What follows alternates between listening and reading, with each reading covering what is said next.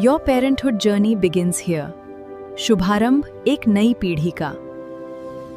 नमस्कार, आप देख रहे हैं ब्रेकिंग बिहार। बांकीपुर उपचुनाव दिलचस्प होता जा रहा है। आज आरजेडी ने भी अपने उम्मीदवार के नामों की घोषणा कर दी। पिछली बार जिस रेखा गुप्ता को टिकट दिया था उसी को फिर से टिकट दिया गया है। इधर जनसुराज से प्रशांत किशोर आपको पता ही है।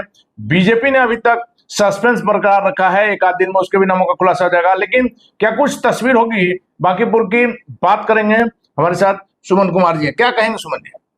देखिए, उम्मीद तो थी कि आरजेडी शायद प्रत्याशी का घोषणा नहीं करेगा, लेकिन जाहिर सी बात है कि प्रशांत किशोर ने कोई मदद मांगी नहीं और ना कोई मदद देने की बात हुई थी। आरजेडी लगातार चुनाव लड़ रही है, लेकिन ऐसी अटकलें चल रही थी कि राष्ट्रीय जनता दल बांकीपुर में अपने उम्मीदवार नहीं देगा। बिल्कुल, आरजेडी के एक बड़े नेता से हमारी बात भी हुई थी। उन्होंने कहा भी था कि देखिए, हम पक्ष में नहीं है इस चुनाव को लड़ने के और हम चाहेंगे कि विपक्ष से सिर्फ और सिर्फ एक ही उम्मीदवार रहे ताकि बीजेपी को जवाब दिया जा सके। यहाँ टारगेट ये नहीं है। देखिए, सभी पार्टियों को अपनी स्थिति पता है कि हमारी स्थिति बांकीपुर विधानसभा या पटना के शहरी विधानसभा क्षेत्र में बहुत कमजोर है और एकला चलोरे वाली स्थिति अगर हम करेंगे तो हम यहाँ टिक नहीं पाएंगे। यानी यहाँ सारे विपक्ष को एकजुट होना था। कल आपने देखा कि कांग्रेस के एक नेता ऋषि मिश्रा ने भी कहा कि हम अपना चुनाव में जो है उम्मीदवार नहीं उतारेंगे, लेकिन आरजेडी नहीं चाहती है कि कल को मुख्य विपक्षी प्रशांत किशोर बन जाए।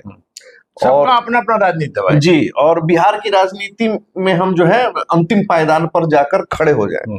लेकिन देखिए, मैं लगातार एक बात कह रहा हूं कि जो चुनाव होने वाला है उसका रिजल्ट जो भी होगा वो तो बांकीपुर की जनता ही तय करेगी। ये हम और आप यहाँ ऑफिस में बैठ कर नहीं तय कर सकते हैं।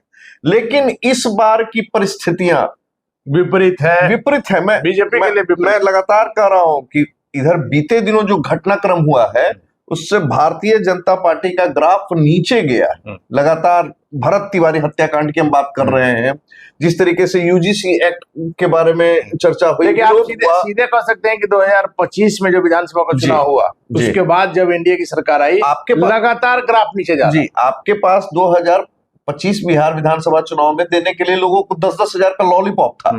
इस बार आप क्या देंगे? देखिए, मैं लगातार कह रहा हूं, जनता भी समझ गई है, जनता वो लॉलीपॉप था जी। तो अब सवाल ये है कि इस बार हमेशा से देखा गया है कि विधानसभा के उपचुनाव में जनता में वो जोश नहीं रहता है, लेकिन वैसे लोग जो भारतीय जनता पार्टी को पसंद नहीं करते हैं उनके लिए जोश का मौका है। क्योंकि देखिए, भले ही अपना विरोध दर्ज कराने का मौका, भले ही प्रशांत किशोर कभी चुनाव नहीं लड़े हैं, लेकिन इससे इनकार नहीं किया जा सकता है कि प्रशांत किशोर अपने आप में एक बड़े नाम। अब रहा सवाल कि यहाँ आरजेडी का उम्मीदवार खड़ा हो गया। देखिए, रेखा गुप्ता भी वैश्य समाज से आती है। आपने देखा होगा कि तेज प्रताप यादव ने भी अपने एक प्रत्याशी को दिया है, वीणा मानवी, वो भी वैश्य समाज से आती है। प्रशांत किशोर ब्राह्मण समाज से आते हैं, जनसुराज के। और जहां तक भारतीय जनता पार्टी के बारे में हमें पता है कि वो भी कायस्थ समाज का ही कोई उम्मीदवार देगी, क्योंकि परंपरागत कायस्थों की सीट रही है। अब रहा सवाल, लेकिन मैं यहाँ पर जो देख रहा हूं ना, हमको न जाने क्यों बांकीपुर में पूर्णिया का याद आ रहा है। पूर्णिया का क्यों? जी, पूर्णिया का याद आ रहा है। देखिए, पूर्णिया लोकसभा के विधानसभा, जी, लोकसभा का याद आ रहा है। देखिए, 2024 लोकसभा आप याद करें। मैं अपने दर्शकों को भी कहूंगा कि आप याद करें कि जब पप्पू यादव निर्दलीय खड़ा हुए, हालांकि कांग्रेस का समर्थन था उनको, और आरजेडी ने लगातार विरोध किया।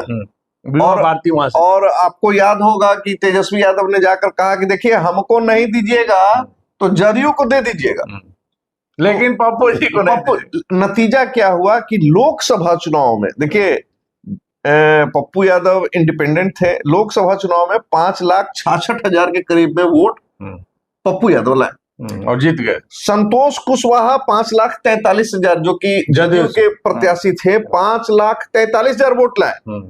अब आपने कहा ना कि हमको पूर्णिया का क्यों याद आ रहा है।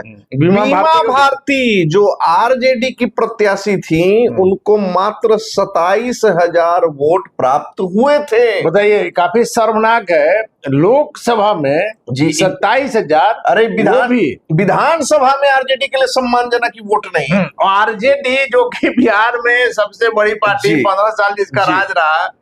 और अब स्थिति ऐसी होगी कि मुझे जो लग रहा है, देखिए, मुस्लिम समाज तेजस्वी के साथ नहीं जा रहा है, न जाने क्यों मुझे ऐसा लग रहा है।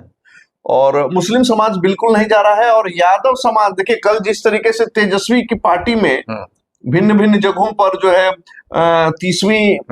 30वां जो सालगिरह मनाया गया, उसकी जो तस्वीरें आ रही है, जो सोशल मीडिया पर यादव समाज के जो युवा हैं वो काफी नाराज है। देखिए नाराजगी की बात भी है, कौन सरकार क्या कर रही है इससे नहीं मतलब है, लेकिन जो अभी ट्रेंड चल रहा है हरा गमछा को लेकर के, हालांकि सम्राट जी ने उसी समय कहा था कि इस बयान को दूसरे अर्थों में नहीं लिया जाए। लेकिन सम्राट जी भी कुशल राजनीतिज्ञ है, इतने दिनों की राजनीति ऐसी नहीं की है, उन्होंने जानबूझ करके एक विवाद को जन्म दिया। वहां बोलने की कोई जरूरत नहीं थी। लेकिन अगर माना जाए कि यादव को प्रताड़ित ही किया जा रहा है, 2 मिनट के लिए मान लिया जाए, तो यादव तो समझेगा ना कि भैया तेजस्वी यादव इसका विरोध करें। देखिए एक बात समझ लीजिए, जिस प्रकार से इधर आप देख रहे होंगे कि लगातार सोशल मीडिया पर एक ट्रेंड बना हुआ है, एक नया गठबंधन बनाने की बात हो रही है, यादव और सवर्ण गठबंधन।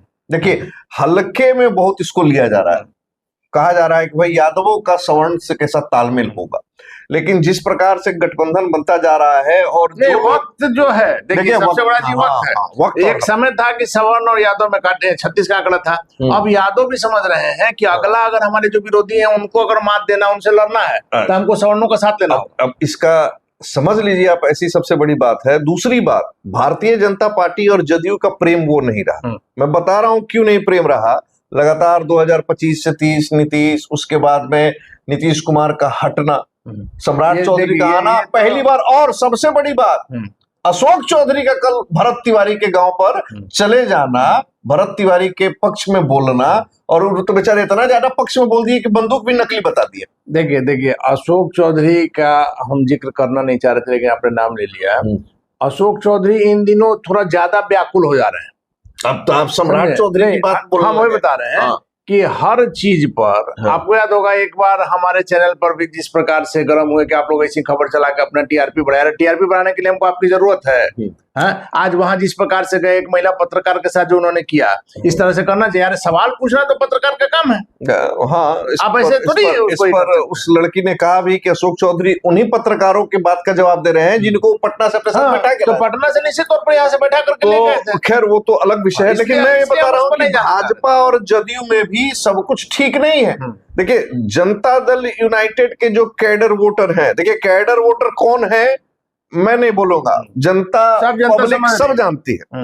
जो कैडर वोटर है वो भी अंदर से बड़े नाखुश हैं, और संभावनाएं तो ये भी है कि भारतीय जनता पार्टी के विरुद्ध वो भी वोट कर सकते हैं। अजय जी देखिए, हम लोगों ने हमेशा कहा है कि हम यहाँ स्टूडियो में बैठ करके खाली खबर नहीं करते, हमारी पहचान फील्ड की रही है जी। जब भी हम लोगों ने बात किया है, एक छोटे से बच्चे से कहा जाता है कि गाँव में संचार क्रांति नहीं है, गांव में लोग जागरूक नहीं, लेकिन गांव के लोग जितने जागरूक हैं, कई जगह हमने जो बात किया कि भाई नीतीश कुमार जी को कहा जा रहा है कि उनको सब जगह गए थे, राज्यसभा में नहीं गए थे, इसलिए मुख्यमंत्री का पद छोड़ करके जा रहे हैं। सब लोग हंसता है कि नहीं इस बात को कि कोई व्यक्ति मुख्यमंत्री का पद छोड़ करके राज्यसभा में जाएगा। नहीं, सब लोगों ने हंसे भी, और कई लोगों ने कहा कि देखिए इन लोगों को बहाना भी अच्छा बनाना नहीं आता है। हाँ। तो सीधी बात है कि जो नीतीश कुमार से जुड़े हुए लोग हैं, जो उनके कट्टर समर्थक हैं, वो लोग नहीं चाहेंगे कि यहाँ बीजेपी जीते। देखिए बीजेपी जीते रहे, सब जान रहे हैं कि बांकीपुर जो सीट है ये सवर्ण बाहुल्य सीट है, और ऐसे और यहाँ यादव और मुसलमान भी आपको 70,000 के आसपास, और यादव मुसलमान किधर जाएंगे भी यादव मुसलमान। और इन दिनों एक आप चीज देख रहे हैं कि बीजेपी विपक्ष से परेशान नहीं है, अपने गठबंधन के सहयोगियों से परेशान है।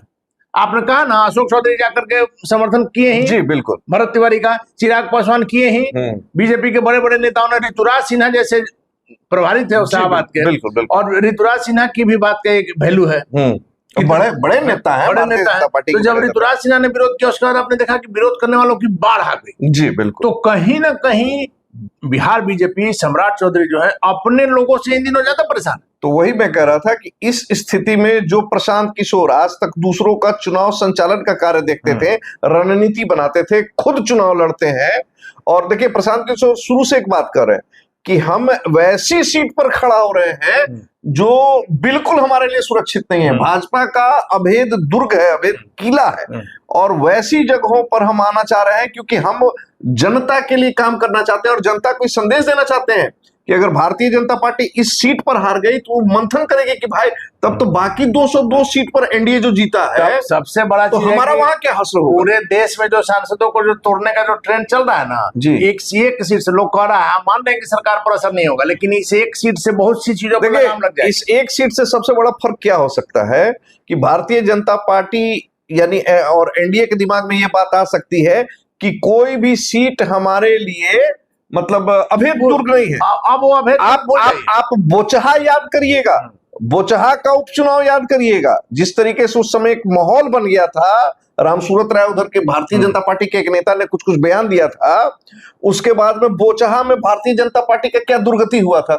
इसके अलावा आप जो बात करते हैं, सबसे बड़ी बात क्या होगी कि एनडीए के तमाम नेता इस सोचने पर मजबूर हो जाएंगे, क्योंकि प्रशांत किशोर अगर विधानसभा में पहुंच जाते हैं तो प्रशांत किशोर के पास में जो ज्ञान है, जो डाटा है, जो बिहार के तमाम वैसे नेता और जो जो लोग मंत्री बने हुए हैं ना, उन लोगों को अपने सवालों की बौछार से घायल कर देंगे। देखिए आंकड़ों का खेल और किस मुद्दा को किधर हवा देना है। जी, आपने देखा होगा जब लोगों मंत्रियों की किस्त निकाल रहे थे, आज लोग जितनी बड़ी बड़ी बात कर लें, चाहे वो दिलीप जायसवाल हो, चाहे मंगल पांडे हो, सब लोगों की हालत खराब थी। हालत खराब था, बिल्कुल खराब था। तो प्रशांत किशोर तो अगर किस्त निकालेंगे उनके पास आंकड़ा है, हवा में बात नहीं करेगा। तो प्रशांत किशोर अकेला एक ऐसा आदमी है कि अगर वो शख्स विधानसभा में चला गया तो एनडीए के तमाम मंत्रियों को अपने मंत्री पद पर जो है फिर अफसोस होने लगेगा, सब लोगों को सवाल का जवाब देने में डर लगने लगेगा, मन बेचैन हो जाएगा, किस घोटाले में कहां एक फंसे हैं। चीज तो है, हम कोई प्रशांत के प्रशंसक नहीं है, हम लोगों ने लगातार उनके खिलाफ भी खबर दिखाई, बिल्कुल खिलाफ, और जो भी गलत करेगा उसको दिखाएंगे जो सही करेगा। लेकिन एक चीज तो हमारे दर्शक भी मानेंगे कि यदि प्रशांत विधानसभा में खड़ा होकर के कोई सवाल कर रहे हैं तो आप मेरी मानिए कि मंत्री लोग को अब कुछ नजर नहीं आएगा, तुरंत अगला समय लेकर के अपने सचिव को बुला करके सारा डाटा निकलवा के देखेंगे कोई मंत्री कितना पढ़ करके जाता है विधानसभा में, आपको पता है। जी बिल्कुल बिल्कुल। तो इसलिए दिक्कत तो हो सकती है, दिक्कत हो सकती है और बहुत दिक्कत हो सकती है। और देखिए, पढ़े लिखे लोगों की सीट है ये बांकीपुर विधानसभा, और पढ़े लिखे लोग अगर जाति और धर्म से ऊपर उठकर वोट करते हैं तो हकीकत मानिए कि भारतीय जनता पार्टी के लिए बांकीपुर सीट निकालना बहुत मुश्किल हो जाएगा। देखिए, तो बांकीपुर सीट को लेकर के राजनीतिक पारा चढ़ गया है, और सबसे महत्वपूर्ण बात है कि कहीं यहाँ की सीट का वही हाल ना हो जो पूर्णिया की सीट का लोकसभा चुनाव में हुआ था। कहीं जिस प्रकार से तीसरे दर्जे की पार्टी बन गई थी आरजेडी, क्या कुछ होगा तस्वीर, यह तो वक्त बताएगा। फिलहाल आप बने रहें ब्रेकिंग बैग से।